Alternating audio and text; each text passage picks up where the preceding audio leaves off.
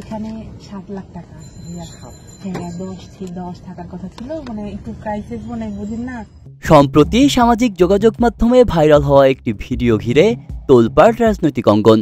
ভিডিওতে দেখা যাচ্ছে এক নারী উদ্যোক্তার কাছ থেকে 7 লাখ টাকা নিচ্ছেন জাতীয় নাগরিক পার্টির কেন্দ্রীয় সদস্য মোহাম্মদ ইমামুর রশিদ। বিএনপির তথ্য ও প্রযুক্তি বিষয়ক সম্পাদক ডক্টর AKM ওয়াহিদুজ্জামান এই ভিডিওটি তার ফেসবুক ওয়ালে পোস্ট করার পর তা ব্যাপক আলোচনার জন্ম দেয়।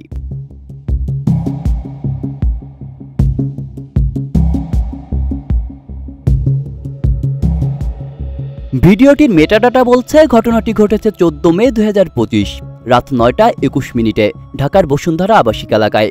ভুক্তভোগী নারী দাবি করেছেন বিভিন্ন প্রজেক্টের কাজ দেওয়ার আশ্বাসে তিনি এনসিপিকে প্রায় 48 লক্ষ টাকা দিয়েছেন, কিন্তু কাজ তো দূরের কথা, কোনো সাড়া সংবাদই পাননি তিনি।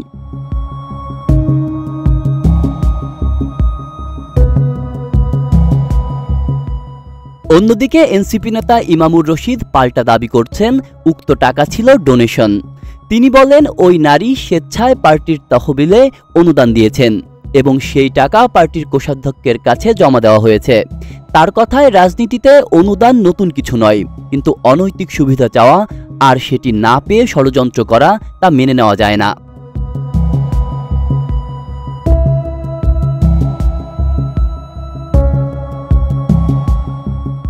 তিনি আরও বলেন, যদি প্রমাণ হয় আমি অনৈতিক কিছু করেছি তাহলে আমি নিজেই যে কোনো শাস্তি মাথা পেতে নেব। তবে প্রশ্ন উঠছে, যদি এটা সত্যিকারের ডোনেশন হয়ে থাকে তাহলে তা গোপনে ভিডিও করার প্রয়োজনীয়তা কেন?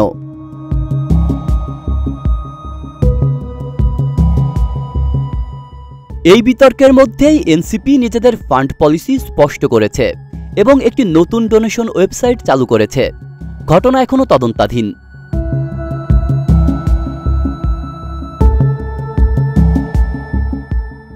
আব্দুল্লাহ রফসান জনি, ঢাকা প্রকাশ।